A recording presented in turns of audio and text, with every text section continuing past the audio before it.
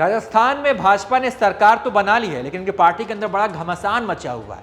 अंदर एकदम मारकाट मचाए पड़े हैं। इन्हीं के पार्टी के एक विधायक ने अपनी ही पार्टी के मंत्री को चोर कह दिया। ये हैं राजस्थान सरकार के नगरीय विकास मंत्री झाबर सिंह खर्रा, इनका नाम है, और ये हैं रामविलास मीणा, ये विधायक हैं। दौसा एक सीट है, विधानसभा सीट, वहीं से ये चुनाव जीतकर विधायक बने हैं।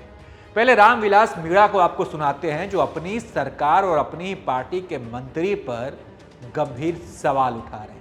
सुनिए। बड़े मंत्रियों से मिलते हैं, उनमें किसी की पोस्टिंग करता हूँ, चाहिए नहीं है, ये नहीं है, कर्मचारी नहीं है।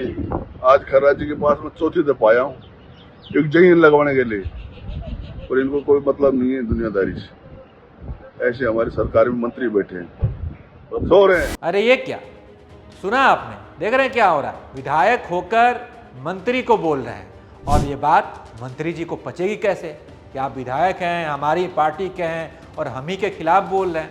तो मंत्री जी ने देरी नहीं की, तो सुनिए खर्रा साहब ने क्या कहा। कहीं कोई दिक्कत नहीं है शिकायत में? अगर मैंने कुछ गलत किया तो मैं भोगूंगा, उन्होंने गलत किया तो वो भोगेंगे। फिर नाराजगी क्यों है? काम नहीं हो रही है आपकी पार्टी के विधायक की नाराजगी क्यों है? नाराजगी क्या है? स्थानांतरण पर प्रतिबंध है, वो कहते हैं स्थानांतरण करो, तो मैं तो इतना सक्षम होने के प्रतिबंध में स्थानांतरण करूं। नई सरकार के गठन के बाद से लगातार ऐसे संकेत मिल रहे हैं कि राजस्थान भाजपा में सब कुछ ठीक नहीं चल रहा है। न सिर्फ मंत्री विधायक बल्कि पूर्व सीएम वसुंधरा राजे का तेवर भी पार्टी आलाकमान के लिए मुश्किलें बढ़ाने वाला है। वसुंधरा का आपको ये बयान सुना। ऐसे लोग बहुत सारे हैं, ऐसे लोग बहुत सारे भाई साहब, जिन्हें पीतल की नोट कहीं मिल जाती है ना, तो वो अपने आप को शराब मांगने लगते हैं।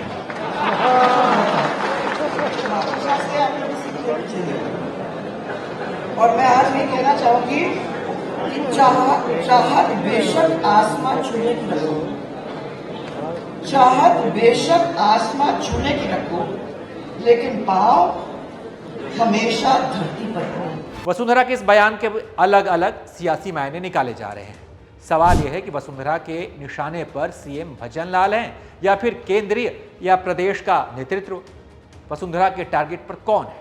कांग्रेस को बीजेपी को घेरने का मुद्दा मिल गया है, तो वहीं बीजेपी इसे गैर राजनीतिक बात कहकर संभालने की कोशिश में जुटी हुई है। सुनिए। वसुंधरा जी ने कह दिया कि पीतल का लौंग पहनकर लोग अपने आप को सर्राफ समझ रहे हैं। 9 महीने की उपलब्धि बता दी कि 9 महीने में आपने पीतल का लौंग पहना है, आपने सोने का लौंग नहीं पहना है। जनता ने नंबर 0 दिया है खुद।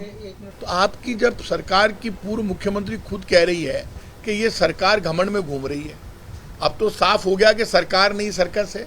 हंसी मजाक का दौर चल रहा था, सब एक दूसरे के नए पुराने किस्से सुना रहे थे। उसमें एक प्रसंग में ये बात कह दी, इसके पीछे कह दी, बाकी इसके पीछे कोई राजनीति या किसी के ऊपर टोंट नहीं मानना चाहिए। खैर, वसुंधरा की इन बातों से राजस्थान के पर्ची प्रकरण की याद आ रही है।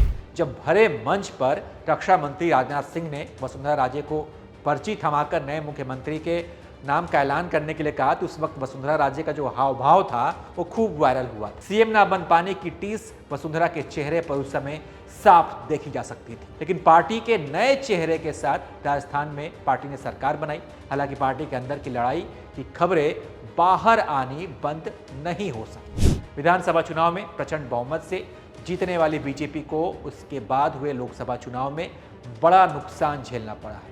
2019 में राजस्थान की सभी 25 लोकसभा सीटों पर जीतने वाली एनडीए को इस बार 11 सीटों पर हार झेलनी पड़ी, और इसकी बड़ी वजहों में से एक है पार्टी की आंतरिक कलह, जो लगातार पार्टी की मुश्किलें बढ़ा रहा है। और भाजपा को तो यह बात सोचनी चाहिए, इस बार विधानसभा चुनाव में अगर कांग्रेस राजस्थान का चुनाव हार गई तो उसकी एक बड़ी वजह थी कि कांग्रेस के अंदर अंदरूनी कलह थी।